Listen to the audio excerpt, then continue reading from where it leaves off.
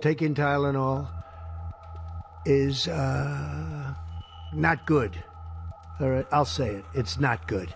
Donald Trump has claimed that Tylenol, also known as paracetamol, could be linked to autism, despite no long-term scientific evidence. And it's not that everything's 100% understood or known, but I think we've made a lot of strides. So let's examine this, and let's also speak to some experts. It doesn't appear to have been based on any new evidence. And it's important to say for women in the UK that our medicines regulator has come out today saying paracetamol is safe to take in pregnancy. The standard advice is just to take it at the lowest dose needed for the shortest duration required, which is what would be said for any other medicine. Autism diagnoses have risen over the last 20 years, but experts put that down to increased awareness. So why bring this up now? And they are strongly recommending that women limit Tylenol use during pregnancy unless medically necessary. Well, the Health Secretary, Robert F. Kennedy Jr., has long vowed to find a so-called cause for autism. He's even pushed unfounded claims linking vaccines in young children to autism.